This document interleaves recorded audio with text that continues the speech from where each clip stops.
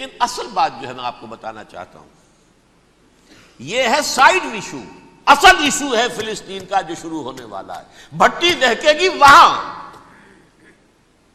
ظاہر بات ہے کہ اگر کوئی بہت بڑا اقدام ہو جاتا ہے فلسطینیوں کے خلاف، اور اگر واقعتاً مسجد اقصی اور قبۃ الصخرہ گرا دیے جاتے ہیں، جو طوفان اٹھے گا عالم عرب میں، یہ حسنی مبارک ہوں یا شاہ خالد ہوں یا کوئی اور ہوں، یہ نہیں روک سکتے اس طوفان کو. نوجوان خون اٹھے گا، غیرت اور جو بھی حمیت ہے. مسلمان ان پڑھ سے ان پڑھ اور بالکل بے دین، وہ بھی مسجد کی حرمت پر کٹ مرنے کو تیار ہو جاتا ہے. مسجد تو بنا دی شب بھر میں ایمان کی حرارت والوں نے، من اپنا پرانا پاپی ہے، برسوں میں نماز ہی بن نہ سکا. وہ چاہے کانپور کی مسجد سے مسلمانوں نے جانے دی ہیں، چاہے وہ شہید گنج کی مسجد تھی مسلمانوں نے جانے دی ہیں، چاہے نماز نہ پڑھتے ہو. لیکن یہ جو حرمت اور یہ جو حمیت اور یہ غیرت ہے، اس سے جو طوفان اٹھے گا یہ ہوگا اس ملحمۃ العظما، اس کی طرف پیش رفت ہو رہی. کتاب الملاحم سے احادیث کے حوالے سے کہ جن جنگوں کا حوالہ دیا حضور نے، پیشن گوئی کی ہے، اس کا نقطہ آغاز تھا خلیج کی جنگ. صدام حسین نے اسے کہا تھا یہ مدر آف وارز ہے، ام المحارب، یہ ایک جنگ نہیں ہے. اس کا نقشہ بھی حدیث میں موجود ہے، پیشن گوئی موجود تھی، اس وقت بھی ہم نے شائع کی تھی. لیکن اس میں جو جنگ اب ہونے والی وہ الملحمۃ العظما. ملحمہ کسے کہتے ہیں؟ لحم گوشت کو کہتے ہیں، اور قصائی کی دکان کو عربی میں ملحم کہتے ہیں، جہاں گوشت کے ٹکڑے کیے جاتے ہیں.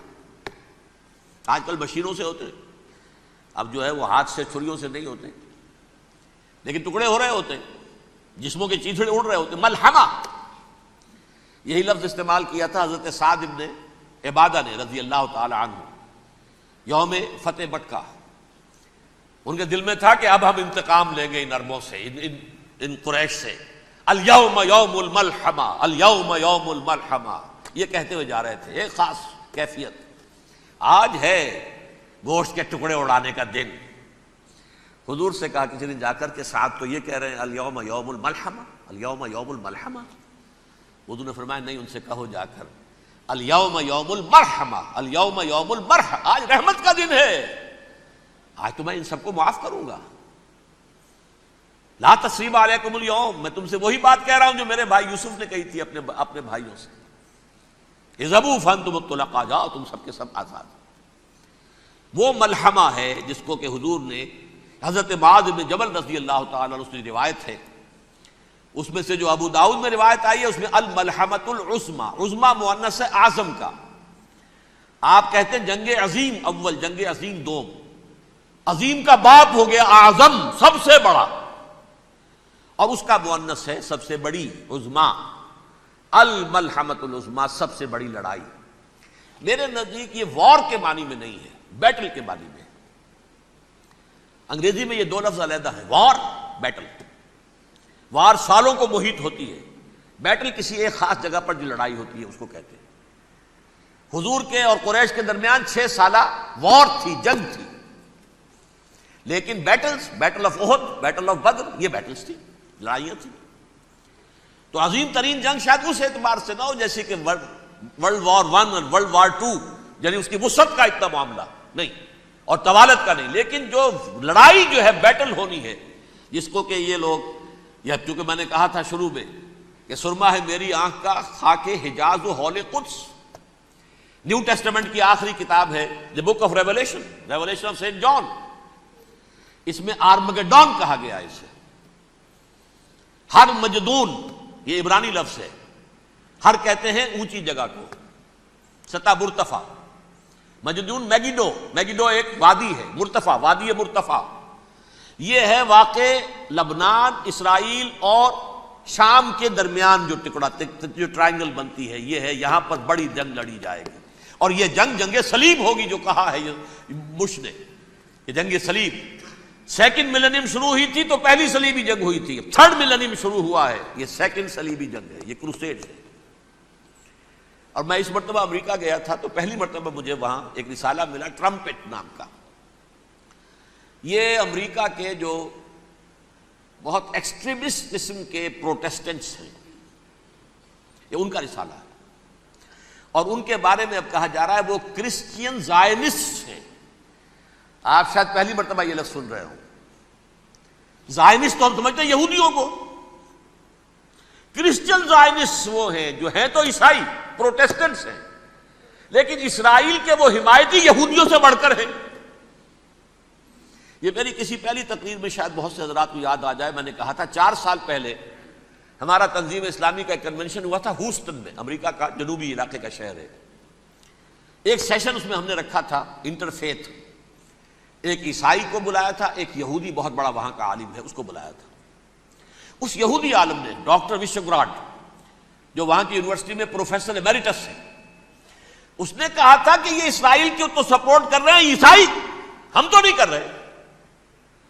جو پریکٹسنگ یہودی ہیں وہ زیادہ اسرائیل کے حق میں نہیں تھے، یہ تو سن 67 کے بعد انہوں نے اسرائیل کو تسلیم کیا ہے۔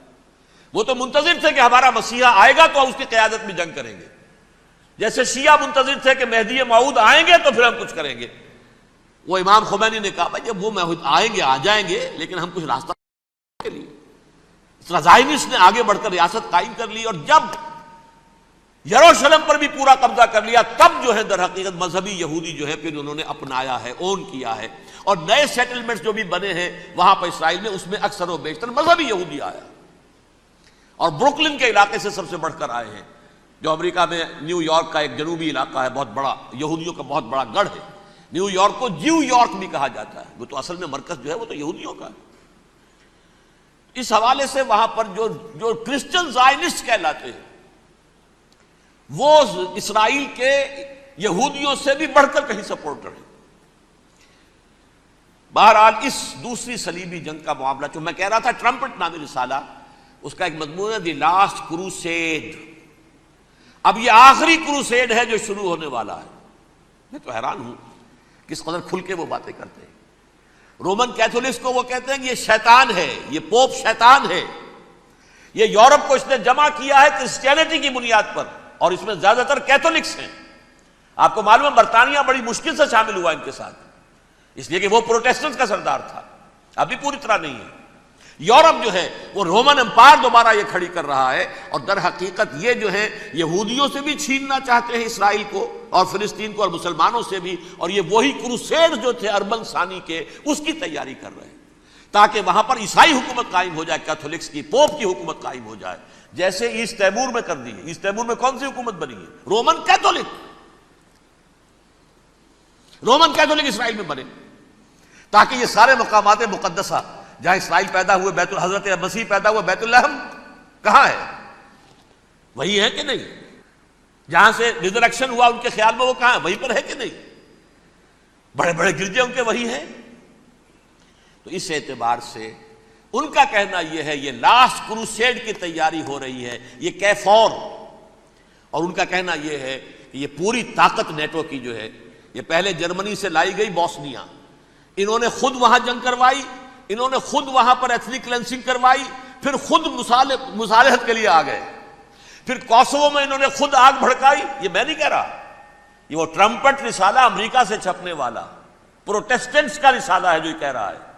پھر انہوں نے کوسوو کے اندر کروایا، اور پھر وہ وہاں پر پیس فورس کی حیثیت سے آ گئے۔ اب وہ میسیڈونیا میں کروا رہے ہیں اور وہاں داخل ہو گئے ہیں۔ اگلا قدم ان کا سائپرس ہوگا، سائپرس میں ترکوں کو اور وہ گریکس کو لڑائیں گے اور وہاں آ جائیں گے، وہاں سے ایک چھلانگ لگائیں گے اور یہ فلسطین میں پہنچیں گے، اور یہ وہاں پر ایک رومن امپائر، اپنی پرانی رومن امپائر کی طرح کی رومن کیتھولک ریاست قائم کرنا چاہتے ہیں۔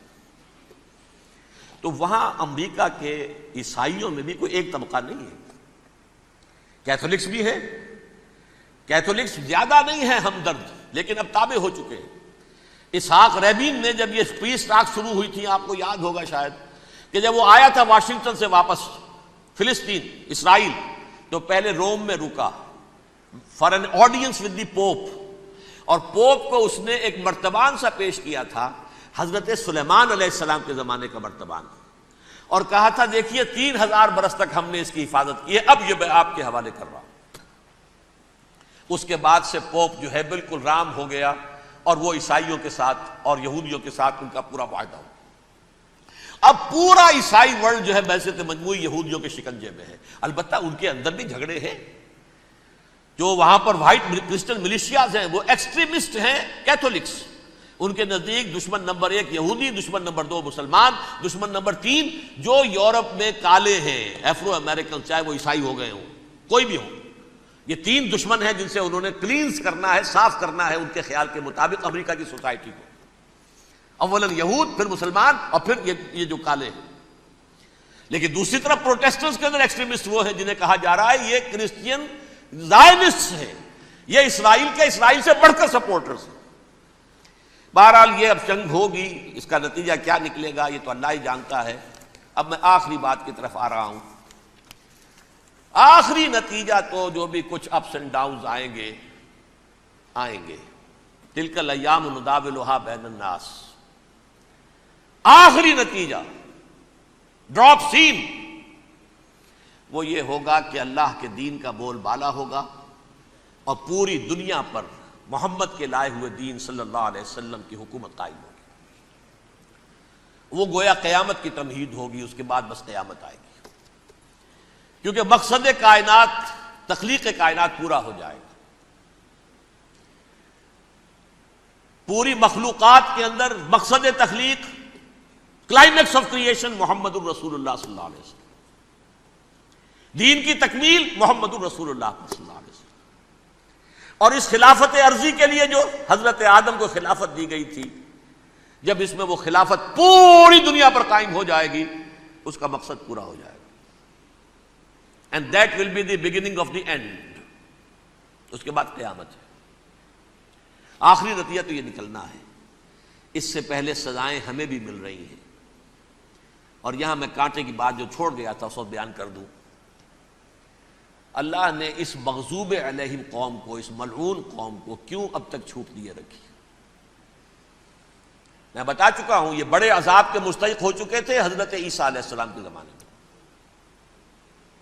چھوٹ دی ہے ابھی تک ہے، بلکہ ایک مرتبہ ابھارا ہے. 1900 برس کے بعد ابھرے ہیں یہ.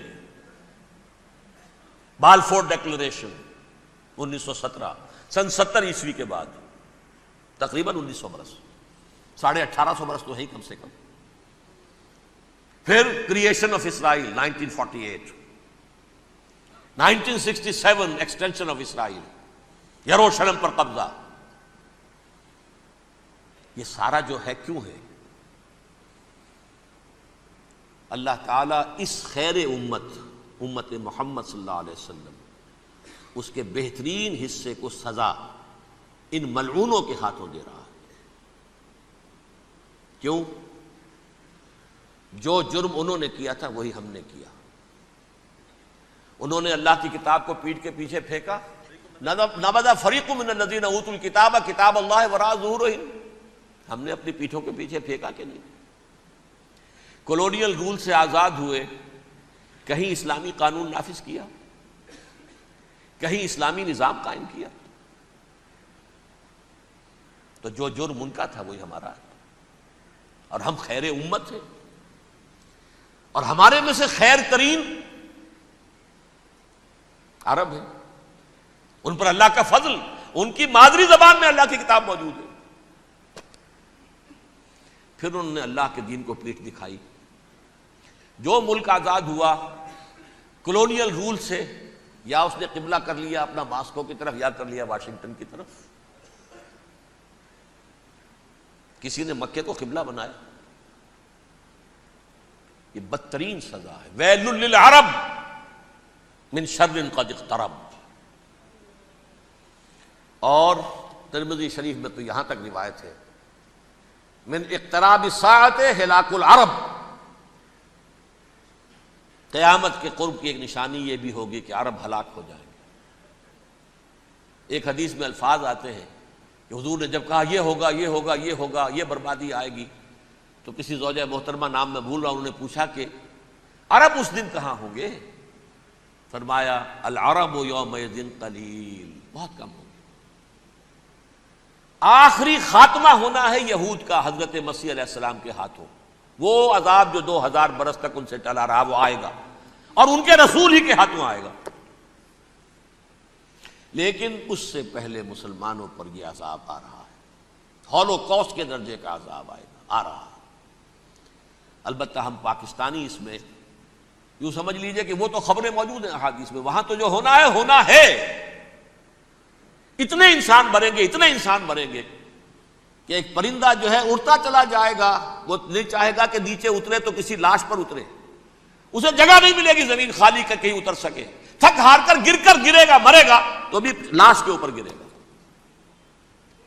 یہ الفاظ ہے حضور صلی اللہ علیہ وسلم، الملحمۃ العظمیٰ الملحمۃ الکبریٰ، یہ لاسٹ کروسیڈ ٹرمپٹ اخبار نے، میں اس کا فوٹو اسٹیٹ بھی کبھی آپ کو دکھا دوں، ویسے میرے ساتھ ہے وہ رسالہ ٹرمپٹ، دی لاسٹ کروسیڈ، اس کی تیاری ہو رہی ہے۔ وہ الملحمۃ العظمیٰ اور ملحمۃ الکبریٰ جو ہے وہ آنے والی ہے۔